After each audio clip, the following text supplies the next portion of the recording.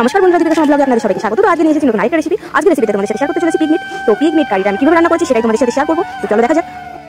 এখানে আমি পিগের পরিমাণ নিয়েছি 500 গ্রাম, সাথে আমি 4টে ছোট ছোট পেঁয়াজ নিয়েছি। বড় পেঁয়াজ হলে 2টো পেঁয়াজ নেবেন। আর আমি এখানে আলুর পরিমাণটা একটু বেশি দিচ্ছি, এখানে 5-6টা আলু আছে, গোল গোল করে কেটে নিয়েছি। আর রসুনের পরিমাণটাও আমি বেশি রাখছি, রসুনটা যত বেশি দেবে তত বেশি কিন্তু টেস্ট হবে এই মাংসটাতে।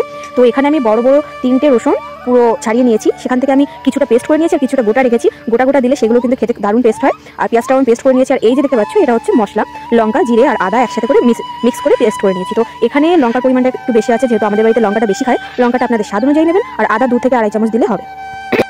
তো এখন আমি উনানে কড়াইটা বসিয়ে দিয়েছি। আজকে আমি কাঠের উনানে রান্না করব। তো দেখো কড়াইটা এবার গরম হয়ে গেছে। এখন আমি এখানে তেলটা দিয়ে দিচ্ছি। তেল দিয়ে আমি শুরুতে কিন্তু আলুটা ভালো করে ভেজে নেব।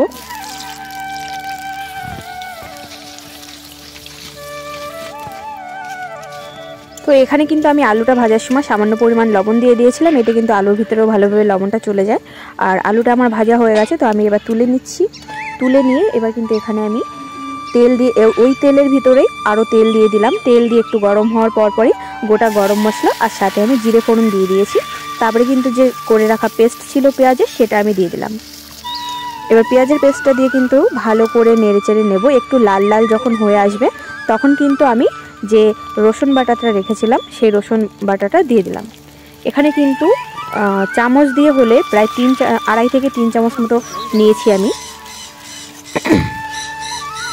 তারপর যে মশলাটা ছিল, এই মশলার পরিমাণটা আর আমি বললাম না, কারণ এটা একটু বেশি আছে।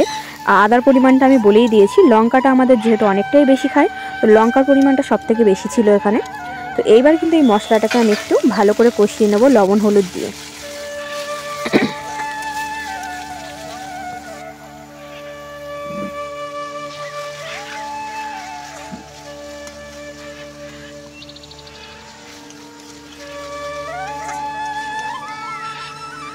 মশলাটা কিন্তু খুব বেশি কষানো যাবে না। যখন একটু তেল ছেড়ে ছেড়ে দেবে তখনই কিন্তু মাংসটা দিয়ে কষাতে হবে, কারণ মাংসটাকে সিদ্ধ করতে হবে। তো এবার কিন্তু আমি পিগমিটগুলো দিয়ে দিলাম। এবার এটাকে আমি ভালো করে কষিয়ে নেব। তার আগে আমি এখানে ব্যবহার করছি লাল লঙ্কার গুঁড়ো। এটা কিন্তু কালারের জন্য ব্যবহার করা। এখানে আমি 1 থেকে 1.5 চামচ মতো লঙ্কার গুঁড়ো দিয়েছি। তো এবার আমি ভালো করে এটাকে নাড়িয়ে চাড়িয়ে নিলাম। এইভাবে আমি কিছুক্ষণ কষিয়ে নেব। তো আমি কিন্তু মাংসটাকে একটু ঢেকে ঢেকে কষাবো।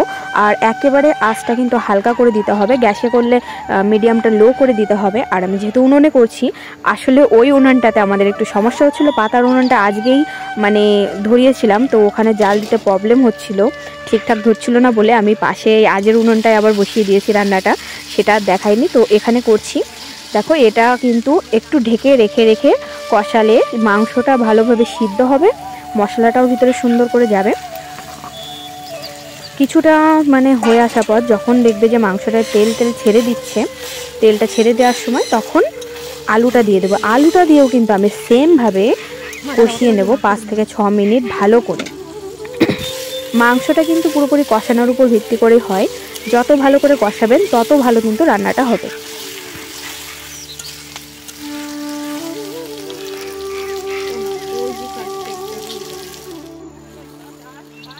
তো দেখুন আমাদের কিন্তু এই মাংসটা প্রায় কষানো পুরো হয়েই গেছে, কারণ তেল তো ছেড়ে দিয়েছেই, তার সাথে সাথে কিন্তু একটু লেগে লেগে যাচ্ছে, তার মানে কি কষানোটা পুরোপুরি হয়ে গেছে। তো এবার কিন্তু পরিমাণ মতো জল দিয়ে দেবো। তো এখানে আমি বাটি মেপে জল দিয়েছি, ওই বাটির দু বাটি পরিমাণ জল দিয়ে দিয়েছি। এটা কাপ মেপে দিলে 3 কাপ মতো জল দিতে হবে। তো জলটা আমি সমান সমান রেখেছি যাতে এখনও ফুটবে, আর আমি একটু মাখা মাখা করব, মানে এটা কষা কষাই থাকবে। তো সেই জন্য জলটা খুব বেশি দেইনি। আপনারা যদি ঝোল রাখতে চান তো জলের পরিমাণটা নিজেদের মতনই দেবেন। তো যখন একটু ফুটে ফুটে উঠেছে, যে আমি গোটা রসুনগুলো রেখে দিয়েছিলাম সেগুলো কিন্তু এর উপর দিয়ে দিচ্ছি। এতে কিন্তু রসুনের সেন্টটাও আসবে আর খেতেও কিন্তু খুব সুন্দর লাগবে। এভাবে আমি আরও 4 থেকে 5 মিনিট ফুটিয়ে নেব।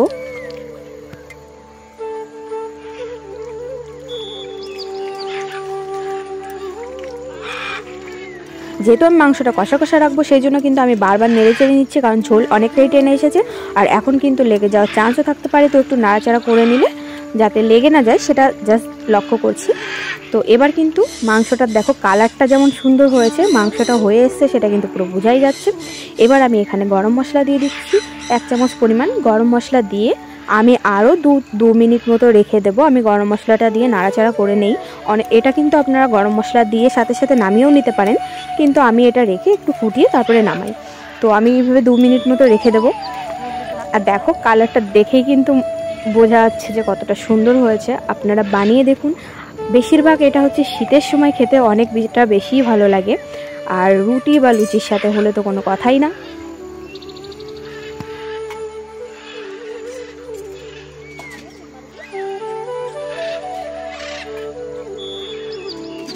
ব্যাস 2 মিনিট কমপ্লিট। এবার কিন্তু আমি মাংসটাকে নামিয়ে নেব। আর নামানোর পরে দেখো যেমন কালারটা সুন্দর হয়েছে তেমন কিন্তু মাংসটা ভালোভাবে গলেও গেছে, খেতেও দারুণ হয়েছে। তো আমি কিন্তু তোমাদের দেখাচ্ছি গরম গরম রুটির সাথে পরিবেশন করে।